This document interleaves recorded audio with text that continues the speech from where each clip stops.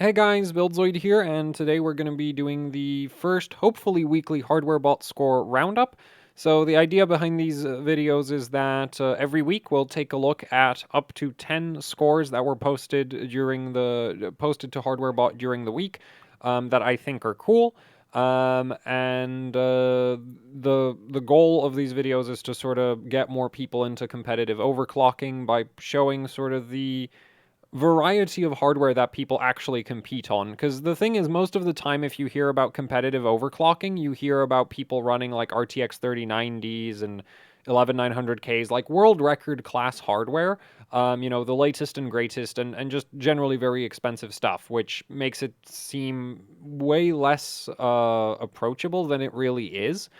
Most of the competitive overclocking that actually takes place at, HardwareBot, which is, as I consider this, like, I guess you could be competitive on the 3D Mark rankings, but I'd say if you're serious about being, about competitive overclocking, you should just get on HardwareBot.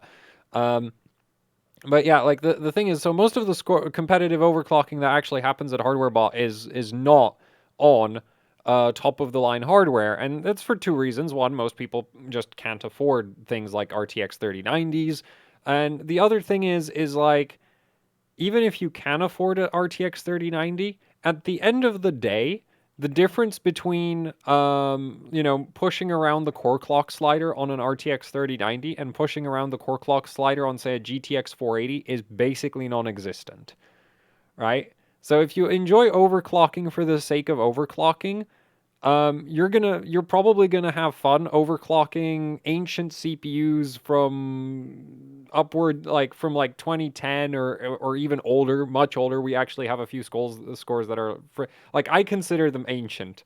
Um, like in this week's roundup, we have a few scores that I straight up consider like ancient technology that I know nothing about because it's so damn old. Um, but yeah, that's the thing, is like, just show, a more realistic look at what kind of competitive overclocking people actually do, because most of it isn't world record class, hardware, because it's very expensive, and it really isn't that different in terms of overclocking. So yeah, let's get into it. I feel like I didn't finish a sentence in that part of the video, but too late. I'm not going to go fix that. So let's get into it. Starting off with safe disks, Ryzen 5 5600X. So this score gets into the roundup because it's the top score for a 5600X. Top score for any 6-core CPU running HWbot X265 at 4K. So this is a video encoding benchmark. And yes, of course, SafeDisk was running this on LN2. He has very minimalist insulation. I consider that minimalist insulation, that right there. But I'm assuming the board is probably coated in Vaseline. It certainly looks like it might be down by the chipset. Like that PCB color looks a little bit off. But anyway, SafeDisk works at Asus ROG. At least I think he works at Asus ROG because of this statement that he has down here. Um, and also, he just only benches Asus hardware, so it's like, yeah, he probably works at Asus, or at least very closely with Asus. Like, Asus ROG does have an in-house extreme overclocking team, so I'm assuming he's part of that. I don't have confirmation for that. So, yeah, he's using the ROG Crosshair 8 Dark Hero. And the cool thing about X265 is, like, this being a video encoding benchmark, it is actually pretty hard on like stability requirements, and you can't just um this is one of the benchmarks that you can't just sort of run at completely ridiculous settings. And yeah, so but it is like, it does care about memory performance, and it also of course cares a lot about CPU performance. But because it's harder on the stability side of things, like, he's running actually pretty like normal memory settings here with 3800 CL14 on 32 gigs of Samsung BDI. So that's going to be running dual rank memory on that. And yeah, so great score right here. Um, actually, I want to check out the second place score, just because I'm wondering if, like, most of the difference is in the, like, where most of the difference is. So this is, yeah, so this is single rank memory. and similar core clock, and say like similar, FCLK. So yeah, I'm gonna go ahead and say that that's probably, like, there might be some operating system optimizations going on as well, but I'd say most of this like score advantage is probably down to the dual rank RAM, because yeah, this is a video encoding benchmark. You want to have a lot of memory bandwidth available, and dual rank is one of the ways to get that. So anyway, yeah, this is a really, really cool score. Like it's a top score in the 6-core X265 category, so it's not much to argue with that. And yeah, it's on LN2. So congratulations to SafeDisk on his 5600X, 5.9 gigahertz 5600X here.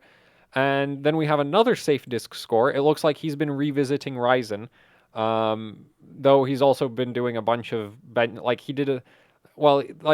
benches a ton. So yeah, he has a bunch of like CPU top scores just across the board.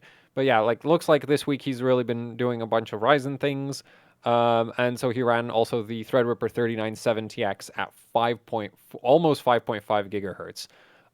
This is, of course, a 32-core CPU. This thing is very, very hard to run on liquid nitrogen. Pulls a ton of power. And actually, Ryzen in general is just kind of fiddly to run on liquid nitrogen. There's a lot of it's just hard to run, and it's something that like it doesn't make like you would assume under most circumstances that it's like, oh, LN2 overclocking, that's easy. You just put an LN2 pot on it, pour some LN2, and bam, you've got your scores. But a lot of the time, like with some architectures, you end up with some very weird issues when you're, down at minus 100, or for Ryzen, you can actually go all the way down to like minus 190-ish degrees Celsius, depends on the LN2 pot. Like you can go all the way down to the same temperature as the liquid nitrogen itself. So, and when you're down at that temperatures that low, you start running into some weird freaking problems that you just kind of have to figure out how to solve. And yeah, so this like a score like this is actually very, very hard to do, because you do really need to figure out how to get the CPU to run to get it to run at all at temperatures that low, because if you don't do anything, it'll just not turn on, like it won't even run. So this is quite hard to do. Of course, he, as before, like he seems to work at Asus, so he's running the Zenith 2 Extreme Alpha. The neat thing about running, the sort of weird thing about running CPUs on LN2 is that the benchmarks are so short that you can actually run the motherboards with like no VRM cooling, even though you're pushing way more. Like the power draw of the CPU when you're actually running the benchmark is way higher than anything you would do on ambient.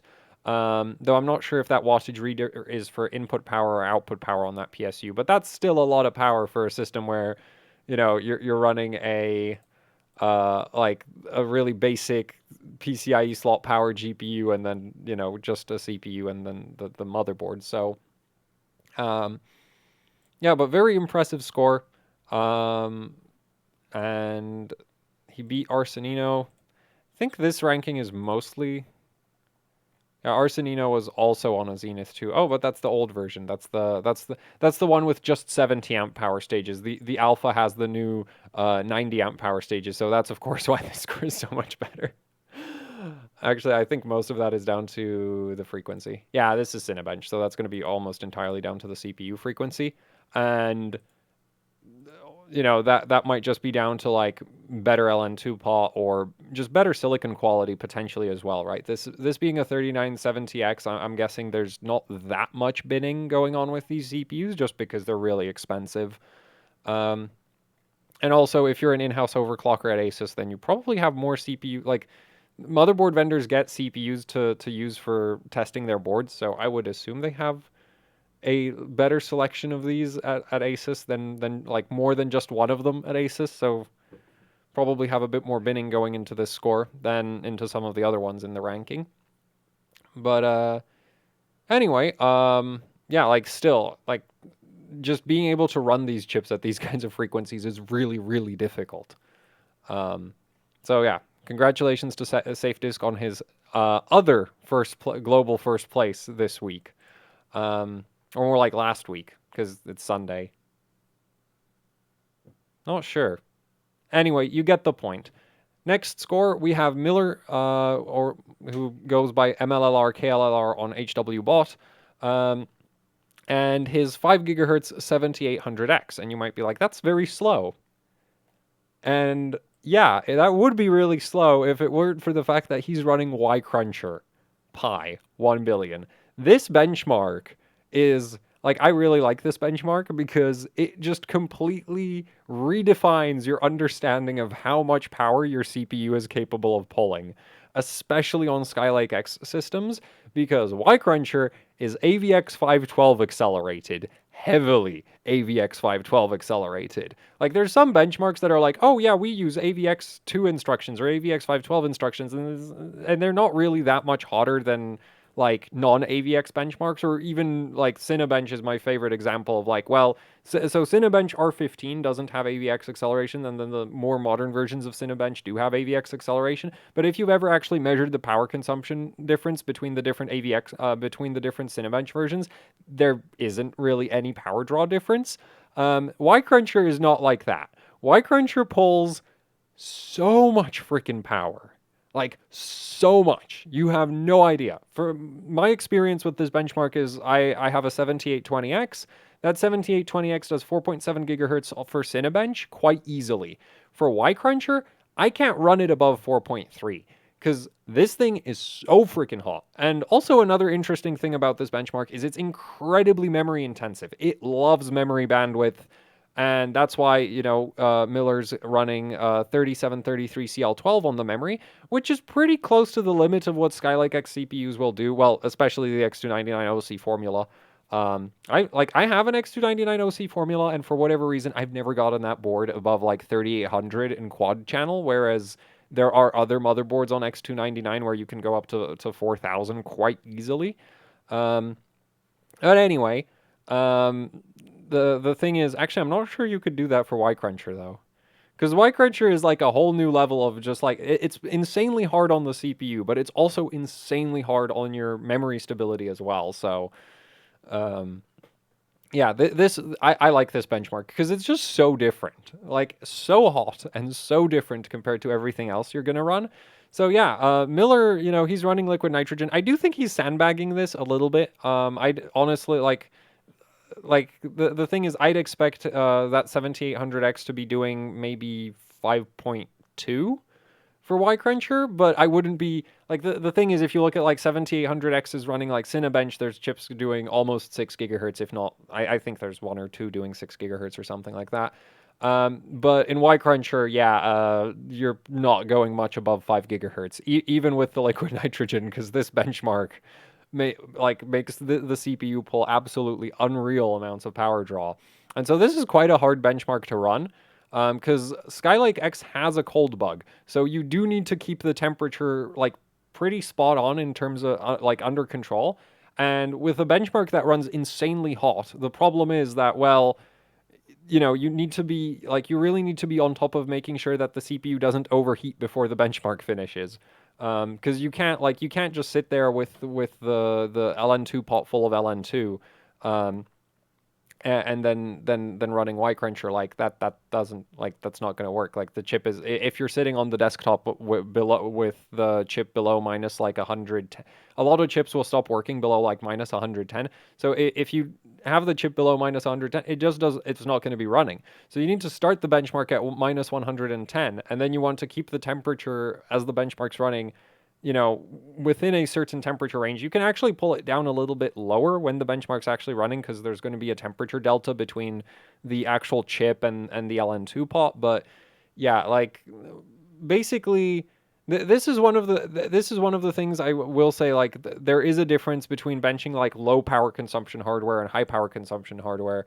And well, Y-Cruncher turns any Skylake-X chip into an absolute inferno. So, obviously, if you have a higher core count one, it's worse, but even a 6 core can be very, like even a 6, like, I ran an 8 core, but like, even on a 6 core, I can't imagine it being very, like, it's not going to be a low power consumption benchmark whatsoever.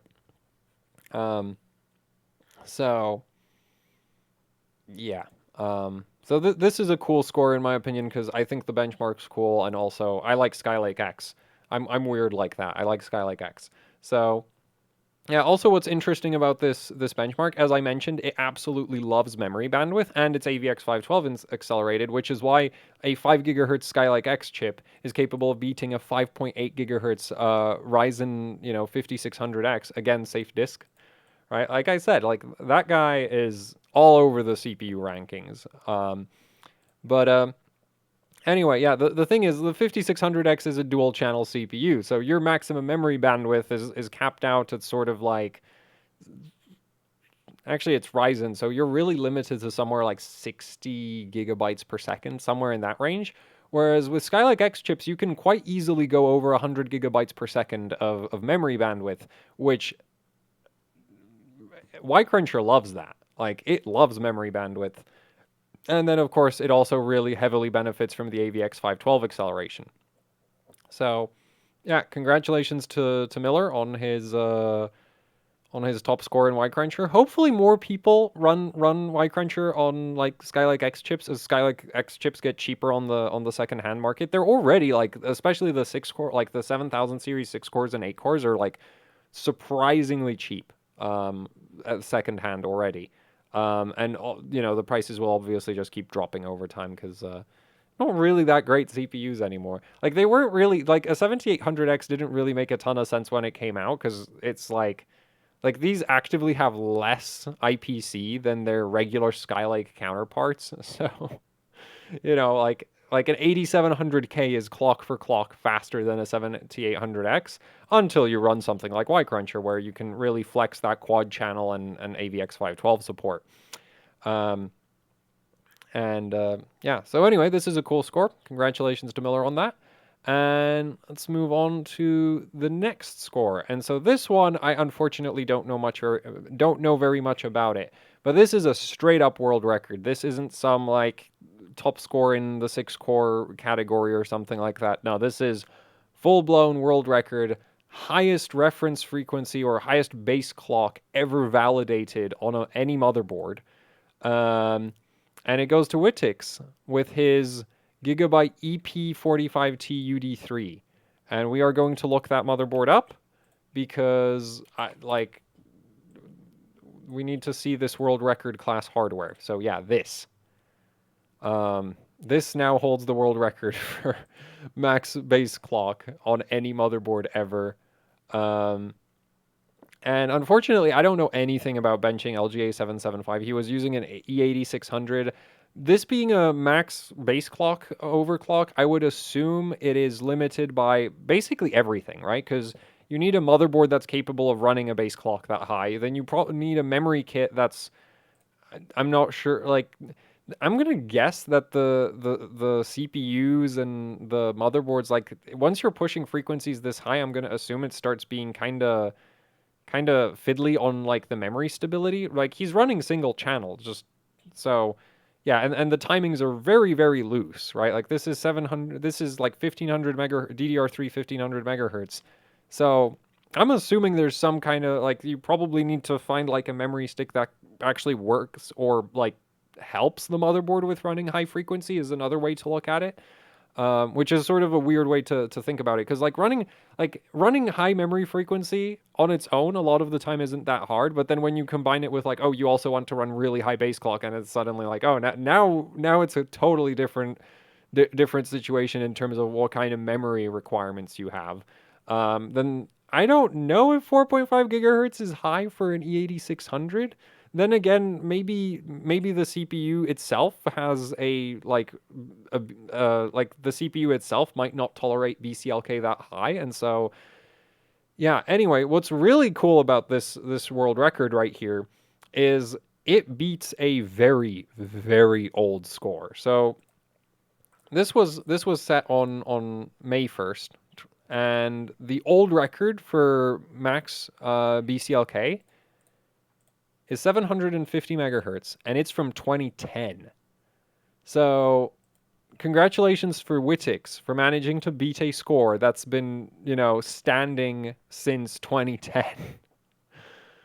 That is quite the achievement. And I think apparently like the trick, like so I've kind of been paying attention to this because he's posted some other scores with crazy high BCLK because when like I think there's a lot of chips on 775 where like you don't have unlocked multipliers, so you have to overclock with BCLK. So having a motherboard where you can run incredibly high BCLK is just very beneficial for like even straight up benchmarks, not just for a validation like this. And so I've been following this a little bit, and my understanding is that he basically figured out that these like Gigabyte EP45T UD3 boards are really, really, really good at like BCLK overclocking. And so actually, there's another score that came out recently. That's not what I wanted to click on. I keep screwing that up with HWbot where I click on the usernames or like the benchmark category instead of the actual score. But anyway, yeah, so this was posted very recently as well, from Ground, and this is like everything's on dry ice. So yeah, I'm gonna assume that you need the CPU cold. You need, I mean, he does mention that, you know, he's on liquid nitrogen on the CPU, liquid nitrogen on the motherboard. No details about the memory. I really wish we had a system picture, because like this right here looks absolutely ridiculous. Like dry ice on memory, dry ice on Northbridge, dry ice on the on the CPU, everything freezing through. So I'm gonna assume that this system had to have looked kind of similar, and yeah. So this is a really crazy like this is a really crazy score, right? Like this is beating a record that has been standing since 2010 is quite the achievement. Um, so yeah, because it's been what, like 11 years almost since we last had a top BCLK validation. So yeah, congratulations to Wittix on you know, like figuring out how to get over like. And the thing is, he beat that old record by a lot, right? Like that's 750 megahertz compared to 76 no 766. Whoa, I'm great at English. Um, anyway, um, yeah, like that's not a small amount, right? Like that's not a small improvement on the old score. Like that's smashing it in my opinion. When you go a whole 16 megahertz higher than the previous record, in a validation where, you know, like all of these are under a gigahertz, so that's a pretty major increase in frequency right there. So yeah, congratulations to Wittix, on making this score that, like, unfortunately, I don't even understand like how hard this must have been to do. Or maybe it was really easy, and the hard part was just finding motherboards where this is even remotely possible. Um, you know, so yeah. Either way, awesome world record. So yeah, congratulations.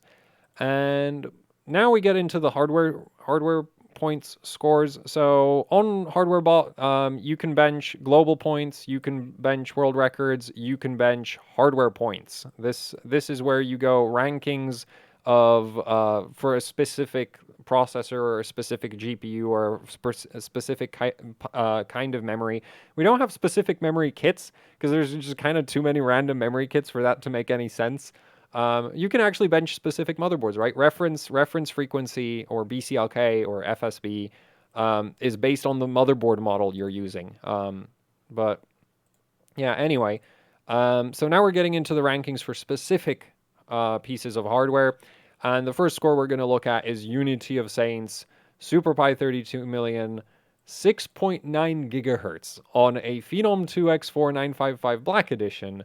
And this is another one where like Unity here beat a score that's very, very old. Not as old as that reference frequency validation. This is from 2011. But yeah, this is a very old score. And Unity's been been benching so much AM3. So this is a score that a lot of effort went into, and when you're looking, like, the thing with Phenom 2s is that they're really cheap these days, and actually even like back in the day, a lot of people would bin a lot of them. So you need to find a really, really good chip. So that's a big part of getting a score like this, is like figuring out a binning method that doesn't take forever and, you know, is somewhat time efficient. Um, And then, of course, like SuperPi 32 million, this benchmark is very hard, in my opinion. This is a really hard benchmark.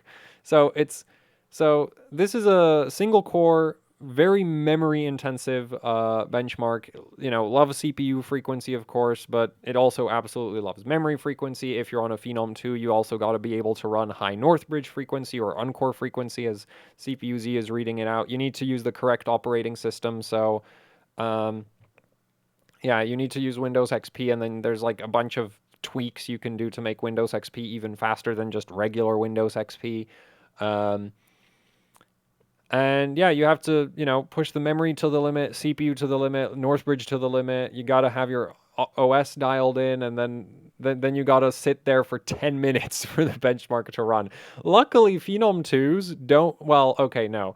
Phenom C3, like most Phenom 2s don't have a cold bug. So you can just kind of sit there with the CPU on like full pot, and you don't really have to worry about monitoring the temperature too much. But yeah, you're gonna sit there for 10 minutes, and of course, if it crashes anywhere along the way, you need to start over, which is why I personally really don't like this benchmark, because it's just like 10 minutes is way too damn long. And the crazy thing is people bench the SuperPi on even slower hardware than Phenom 2s with liquid nitrogen. Like, people are willing to sit there for like 12 minutes or 15 minutes to run this. It's like, no thank you. Anyway, so his memory is right at the limits of what's possible for Phenom 2s, right? Well, Phenom 2X4s, 1840 at the CL6 with TRCD6, TRP6 as well, 4.6 gigahertz Northbridge. Yeah, so this is, you know, congratulations to Unity, and he is running this on a Gigabyte 990FX UD7, which I have one of those boards. I want to do a PCB breakdown of it. I've heard apparently that it's really, really good for AM3+. I guess this is proof of that to some extent, because Unity, like, not only has he, like, been going through, like, a concerning number of Phenom 2 chips in order to find chips this good, but he's also had, like, I'm pretty sure he's been testing a lot of different boards to try find, like, the board that does everything, you know, just right. So I guess he came to the conclusion that the UD7's best, because I know he's tested other boards as well. Or maybe the other boards just up and died. That unfortunately does sometimes happen, where, especially if you run the board on liquid nitrogen a lot, like, just the thermal cycling can eventually just break things. So yeah, that's kind of unfortunate. That you know, you do lose hardware doing this, but yeah, congratulations to him on this score, because this is definitely a tough one to take, considering that, you know, the previous record for this has held for like 10 years. Considering the previous top score was from 2011. Anyway, other than that, Unity of Saints also took the Cinebench R20 top score for the Ryzen 5 3600. Now, here he doesn't really have a lot of competition. But at the end of the day, as I've mentioned, Ryzen chips are fiddly to run on liquid nitrogen, which you can see from this right here, right? Like, Unity managed to get his 3600 to 5.4 gigahertz on a Crosshair 8 Impact. And he is running dual rank memory on that. Like, dual rank RAM is all the rage now. Though Cinebench really doesn't care about your memory settings that much, especially on Ryzen chips. So I'm kind of surprised. Well, the thing is also something like 1600, 12, 12, 12 is just not actually that difficult to run. Like, you can run that on 1.5 volts. You don't need max mem for 3200 CL12.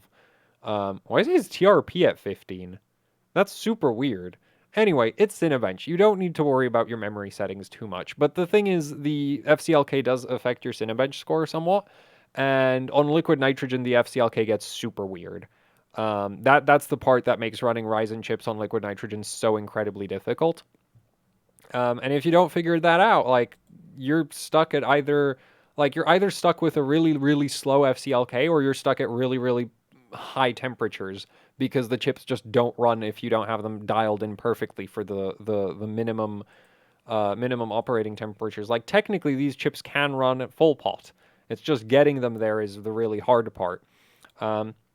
Anyway, nice system picture. Oh, I guess he's using a PCB heater because his board isn't frozen all the way through. Though his memory sticks are freezing over just, I guess, from proximity to the LN2 pot. Um, yeah, so nice top score right there. But the thing is, like you can see, there's been multiple attempts at top scores for the Ryzen 5 3600 on LN2, and they're all in like the low 5 gigahertz range. This dry ice score is actually for dry ice. That's an impressive score, and also this is also impressive for dry ice. But then you have like the LN2 scores where I'm guessing they just like they ran into that whole hey, if you don't set the system up just right, like Ryzen just doesn't like liquid nitrogen. Um, I should try my Ryzen. Like looking at this ranking, I think I should run my Ryzen 5 3600 on LN2. Yeah, I should do that. I should totally do that. And I'm gonna totally embarrass myself. No, as long as I come second, I'm not gonna feel bad about it. There. Maybe my chip's really good. Like it would be cool if my chip was really good. Or like the funny thing is, like with a platform like Ryzen, right? Because it's so fiddly on the like get the settings right, or it just doesn't like it basically doesn't run properly at all. It's like you could have a really good chip, and if you don't know what you're doing, or like you don't figure out how you're supposed to set it up, you're gonna look really like you like it's gonna look really really bad. So. Yeah, but like looking at this ranking, I think yeah, I should probably try run my 3600 then, because that could be fun. It shouldn't use too much liquid nitrogen because Ryzen chips don't really pull any power. So yeah, anyway, congrats to Unity on the Ryzen 5 3600 top score. And next we have Crazy85 benching a Core i3 2100. Yeah. You might be like, wait a minute, isn't that locked build Zoid? And I'm like, yeah, when I saw this, when I was going through scores to make this video, and I saw Core i3 2100, I was like, what? People bench these? And the crazy thing is, lots of people bench these. And way too hard. Like this guy is on the SS stands for single stage. That's phase change. So that's Sub-Zero. That's Sub-Zero. This is dry ice. This guy's on dry ice, so that's Sub-Zero as well. We have an AIO up here. Another, phase change. Somebody ran it on liquid nitrogen. Like, guys, it's locked. Why are you overclocking it? So, of course, this is SuperPi 32 million again. 9 minutes, 15 seconds with a 3.4, well, 3.4 gigahertz i3 2100. So the trick to getting these Sandy Bridge locked CPUs to actually overclock sort of at all is like you really need to push the BCLK. And that's difficult, especially on Sandy Bridge where like you raise the raising BCLK everywhere is generally difficult. It's just like on Sandy, like it depends how far you're pushing it, right? But on Sandy Bridge, it's like it's hard to go past like 106 BCLK. So being able to run at 110, that on its own is like that's impressive. But then you also need to dial in your memory settings because this is SuperPi. This is the single core plus memory benchmark, and then of course Windows XP. With I don't know what like you do need tweaks. It doesn't just run like just using Windows XP isn't enough to get a good score in this benchmark. And so, yeah, I really wish we had a system pick for this setup as well. But like this is like a score that perfectly, shows the whole, yeah, like people will competitively overclock anything. Like if it can be overclocked, it will be overclocked. And when one person posts a score, well, somebody else is going to go like I can post a better score. And that's been happening with the i3 2100 here so much that there is now 84 people decided that they can post a better i3 2100 score at some point in time. So yeah, so this was like a really surprising find where it's like, oh, it's a locked i3 and people are way too enthusiastic about pushing these things. Also, what's kind of cool if you're getting into competitive overclocking about a CPU like this is like you're not going to be very limited by cooling, right? Like you're not going to end up like if you're going to run this on ambient cooling, like this is on an AIO, you're not going to be in a situation like with some of the like with a K CPU. There's going to be somebody on liquid nitrogen like a gigahertz ahead of you, and you don't really have any chance of like comparing your score to their score.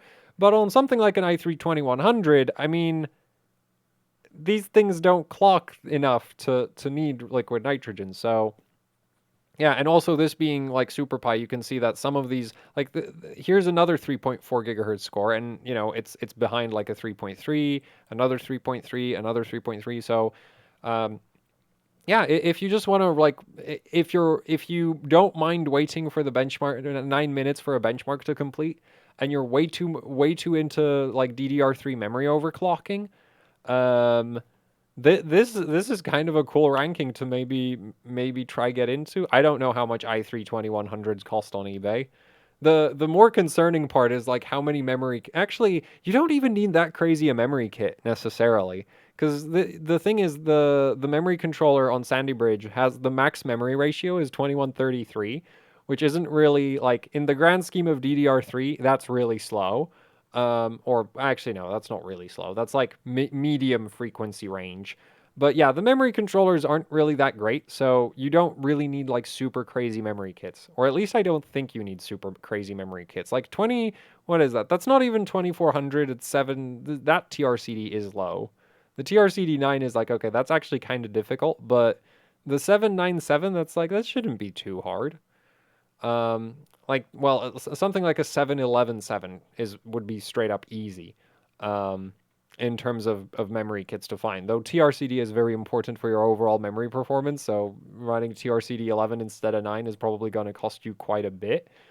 But yeah, this is still like you know, once you get one Sandy Bridge CPU, I don't know, there's probably a bunch of other random locked chips on Sandy Bridge that people also take way too seriously. So, you know, or you can just like sort through memory kits for days. One of the two.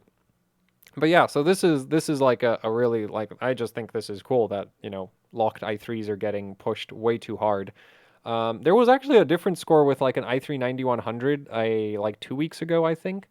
That was a similar situation, except there it was like he was run like the that's a score I wish I had figured out the criteria for this video sooner, because that was a score that I would have loved to show on video. But anyway, yeah, so congratulations to Crazy85 on his very impressive operating system and memory kit and i3-2100 and BCLK overclocking skills, because like keeping the system from crashing at 110 is hard. Like yeah, it's not a very easy thing to do running 110 BCLK. So, congratulations on the score.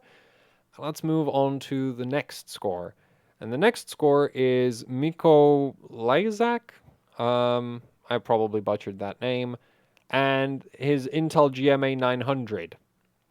Um, if you're wondering what on earth a GMA 900 is, it's a chipset GPU. Like back in the day, if you had integrated graphics, they weren't in the CPU, they were in the chipset.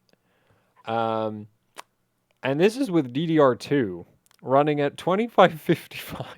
Well, no, that's like 500 and yeah, so that would be DDR2 510 at CL3 with a TRCD of 2 and TRP of 2 and a TRAS of 5. So some very low timings right there. And this is 3D Mark 03. And like the crazy thing is there's a bunch of people who ran 3D Mark 03 on these like ancient Intel integrated GPUs. Right? Like, yeah, there's like not that many, but a surprising amount as far as I'm concerned. And yeah, and like here's the setup. He is running chilled water cooling. You can see there's some condensation starting to build up on his fittings. He's actually running very little insulation on this, in my opinion, but I guess, you know, like this stuff's pretty ancient, so I don't know. Maybe he really doesn't care that much about the condition, like the survival of the motherboard here. But yeah, so this is running at some like very low FPS, right? We got 74, then 13.8, then 12.1, and 8.2. But the thing is, um, so he has the fastest GMA 900 for 3D Mark 03. But when you figure out how to run one bench, like with GPU benchmarks, a lot of the time, if you figure out how to get the top score in one of them, you've also figured out how to get the top score in a lot of them. And the one I want to look at, the other one I want to look at, is his 3D Mark 06 score. Because 03 was running at kind of low FPS. 06 was a straight up slideshow. So this is like actually he's pushed the memory, it looks like a little bit even higher. Um, and it's doing 0.3 FPS. He's getting 3 seconds per frame for GT1 and then half a frame per second for GT2. So that's 2 seconds per frame. So this has to be some of the lowest FPS benchmarking I've looked at in a while. I think there's actually an achievement on HWbot for I think Aquamark, which is a benchmark that has like a fixed number of frames that need to be rendered. So if you run it really slowly, the benchmark takes forever to finish. Like if you run it at really low FPS, it takes forever to finish because it's a fixed number of frames you need to draw. And I like, yeah, but outside of like scores attempting for going for that, like this is some extremely low FPS. So yeah, and also like it's a top score, you know, pushing a GPU with some chilled water cooling on some hardware I've never heard of. Like I didn't know this existed, but this is still freaking cool. Um, so yeah, congratulations to Mikkel Isaac on the top score with the GMA 900 and 3D Mark 03 and the other benchmarks. And the last score we're going to take a look at is AKM's Unigen superposition. I almost said Unigen's heaven because that's the only Unigen I've ever bothered to bench. But anyway, Unigen heaven, Unigen superposition, 1080p extreme with a 1080 Ti on liquid nitrogen, doing 2.5 gigahertz core clock. And yeah, like congratulations on the clocks. Also, nice card. That's a Skylake-X Hall of Fame, as we can clearly see from the white PCB, as well as the Hall of Fame logo right there. 1080 Ti's are kind of weird to run on liquid nitrogen. If you figure like they do full pot, so you don't need to be super accurate with like you don't need to baby the temperature on them. You don't need to worry about temperature control too much. But they are annoying to get to full pot. Like they really like to shatter the thermal paste very regularly. And so like being able to run 2.5 gigahertz on these cards is actually kind of difficult. So yeah, congratulations on the score. Though I think AKM needs to like figure something out with his operating system settings because he's actually running just straight up higher clocks than the first place score, but he's losing by like way too many points. So he like yeah, you might want to look into that because it doesn't really make sense to me that a 2.5 gigahertz core clock is losing to a slightly less than 2.5 gigahertz core clock by 500 points, right? But yeah, like still, like I like GPUs on LN2. And so that's how this ended up in the roundup. Also, it's a second place finish. Like that's still a very solid score. And I'm if he figures out what's going on with that OS, like why his score is so low, because it really should be much higher. If he ever figures that out, I'm sure he can take first place in this. So yeah, still congratulations to AKM on the second place with that 1080 Ti, and hopefully he figures out how to get it to first place because he really should be able to, right? Like he has the clocks for it. So now it's just like why the score so low? So yeah, and that is it for the first weekly HWbot score roundup. If you have any thoughts, I think maybe I could cut down the number of scores in these roundups. Like, because this video is still like 45 minutes long, but I don't know. I like the thing is I do want to cover like a variety of scores and hardware. I don't mind like covering multiple scores from the same person, right? We have 2 of those in this roundup here. But the thing is, I do want a variety of hardware, and I feel like if I restrict it too much, we're gonna be like stuck on just the record, like world record class scores.